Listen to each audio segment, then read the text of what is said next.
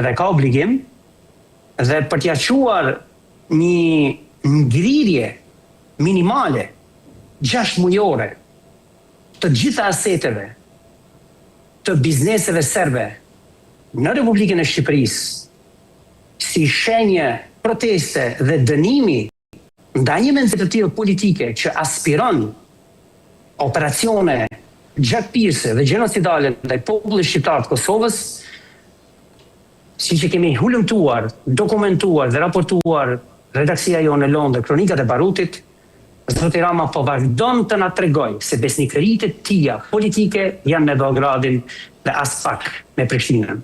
Përkundrazi, është edhe më skandaloze forma tallëse e reagimit të Ramës.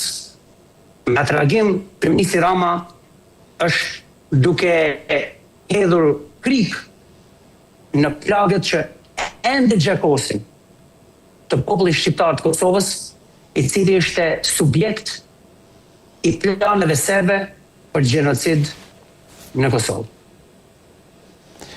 Ndërkohë, Vudi, kalojmë pak se në lidhje me këtë temë, reagimi është ai që është, pas me kemi deklaratën e zotit Rama, i cili thotë kemi reaguar përmes ministrit jashtëm, dhe nuk jemi, dhe ne nuk duhet jemi nga ata që reagojnë në mënyrë histerike ndaj dikujt që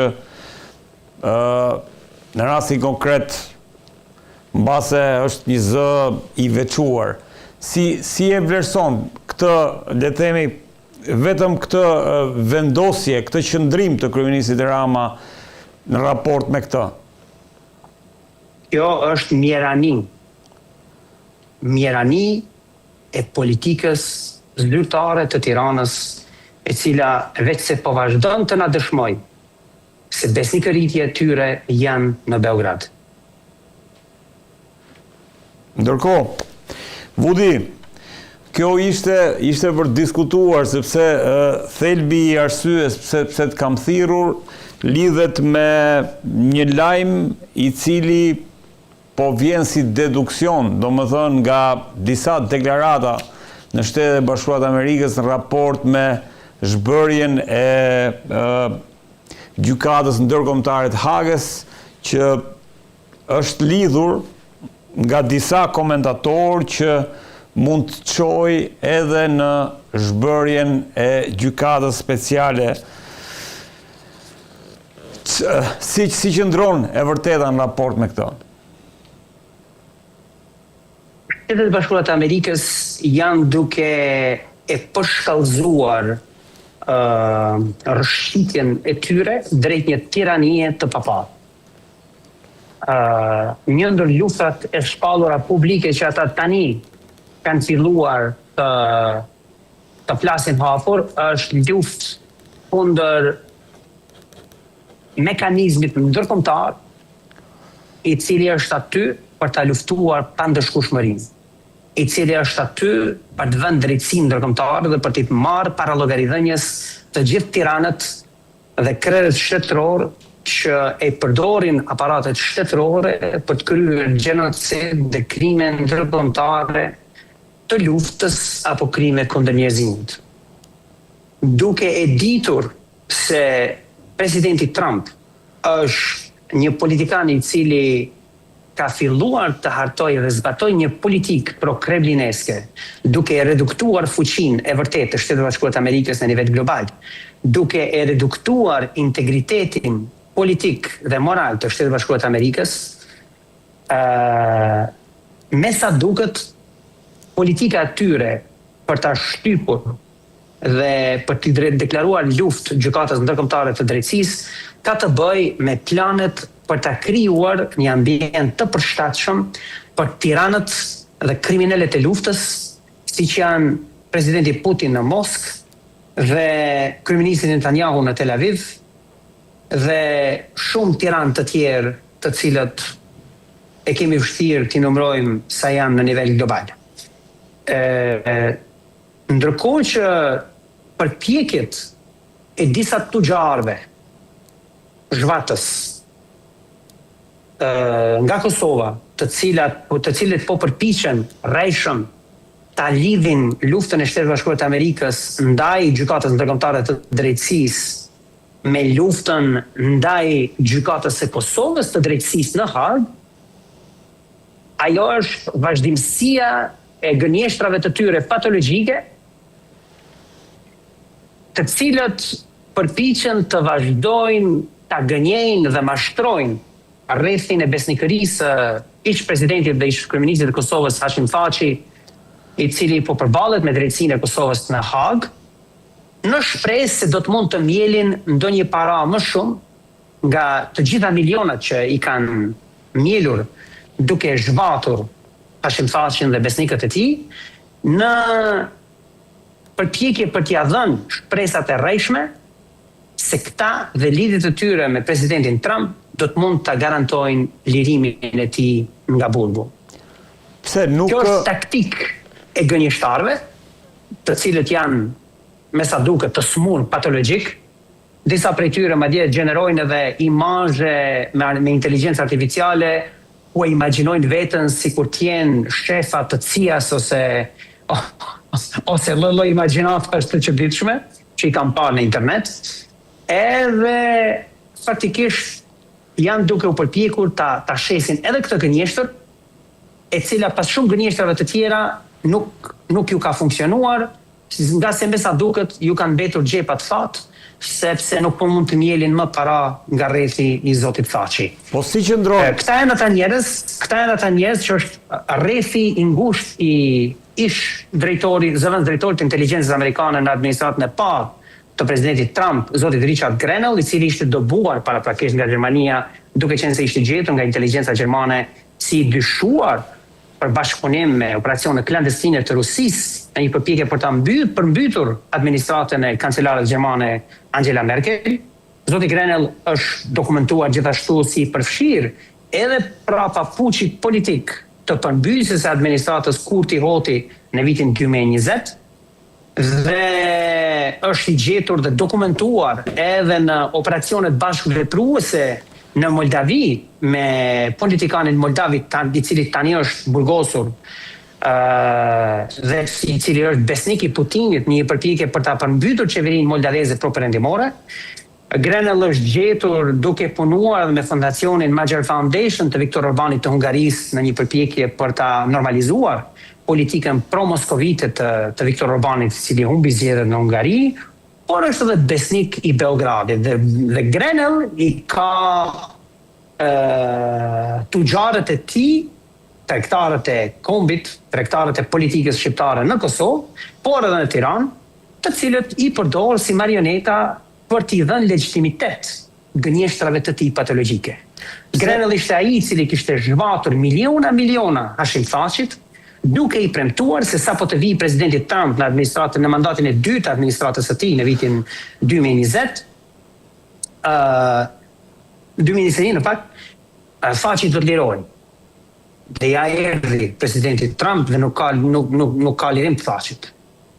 Mbajtja e Zotit Thaçit dhe të tjerëve në gjyqin e Kosovës në Hag nuk ka të bëjë me opinionin e një presidenti të një shteti apo presidentit amerikan në këtë rast. Ka të bëjë me faktin që ai është duke u mbajtur atje si i dyshuar në akuza serioze për orkestrimin sistematik të një skeme të vrasjeve politike i cili në mbikëqyrjen e të cilit ka ndodhur vrasje të komandantëve të luftës shqiptare të Republikës Kosovës, vrasje të pjesëtarëve të ushtrisë shqiptare të Kosovës, vrasje të politikanëve dhe kundërshtarëve politik, vrasje të gazetarëve, si dhe dy tentimvrasje ndaj presidentit Rugova. Gjithsesi, drejtësia e Kosovës në Hag nuk është duke e përballur zotin Thaçi me vrasjet politike të cilat kanë ndodhur pas vitit 1999, por është duke e përballur vetëm me vrasjet politike dhe skemën e vrasjeve politike e cila faktikisht ka filluar nga viti 1998 dhe në vitin 1999.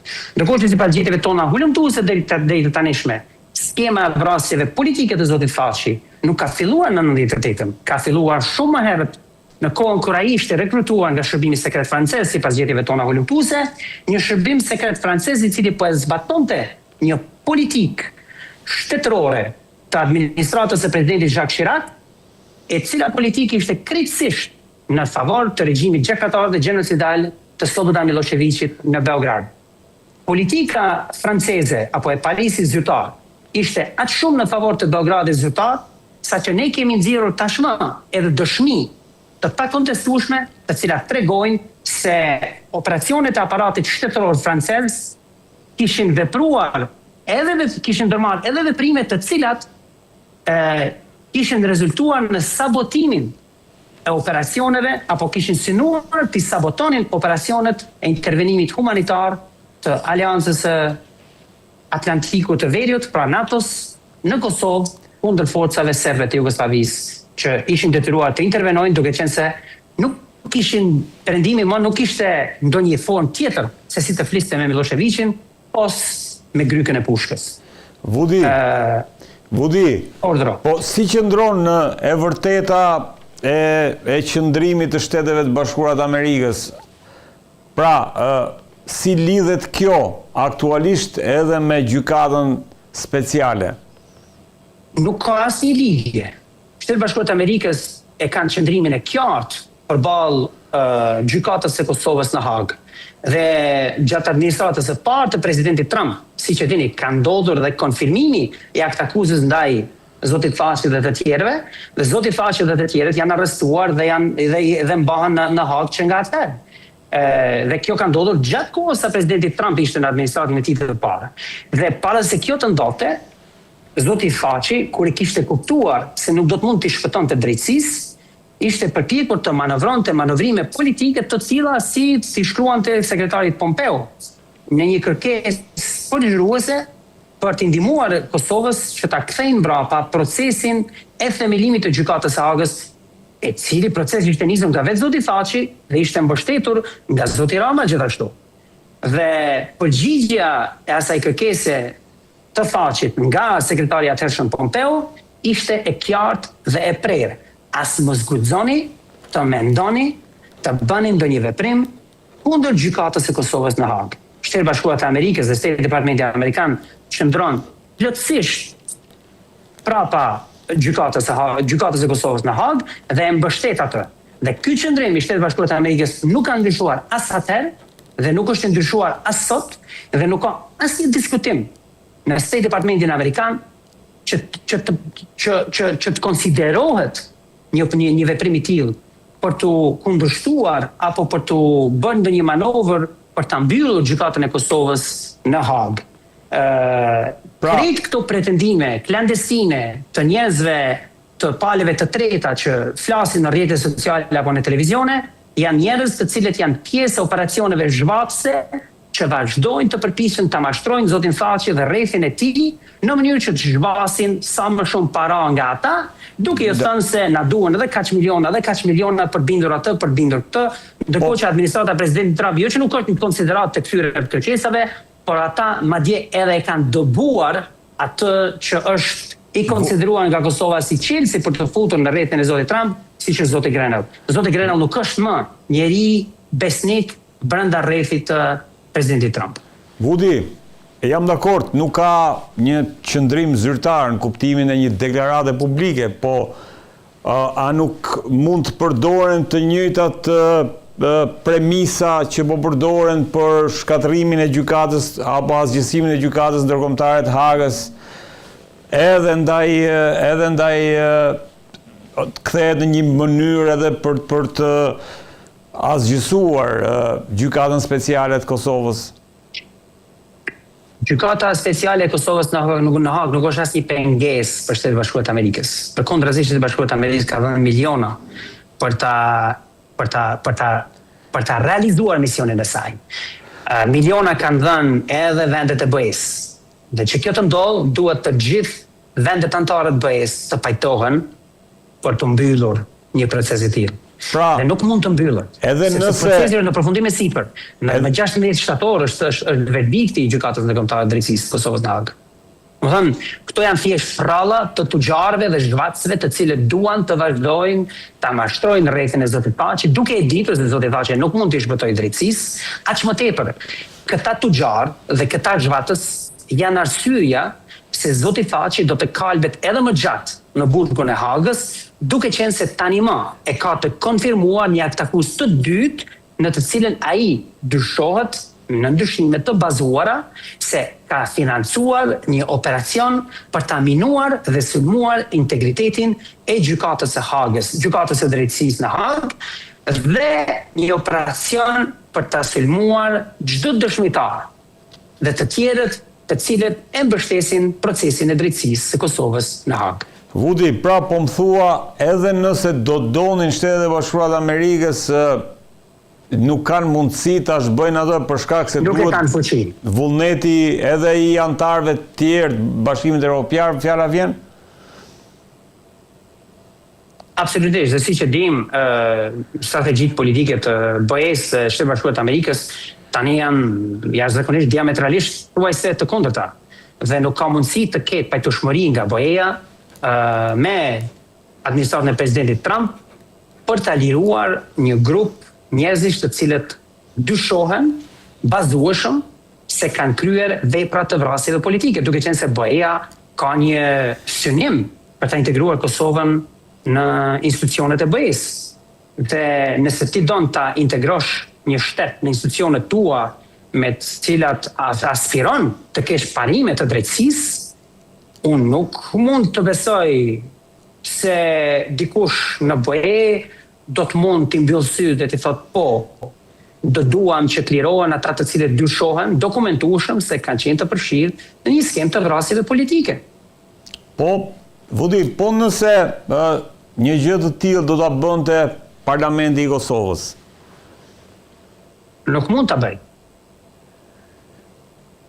Edhe nëse janë votat, apo e pamundësojnë votat? Nuk mund ta bëj.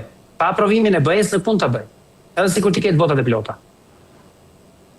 Dhe pretendimet e disave në Prishtinë se nuk ka vullnet nga zoti Kurti për ta bënë një rezolutë në parlament për ta mbyllur gjykatën e Kosovës në Hagë, ato janë thjesht retorik politike të gënjeshtarëve patologjik.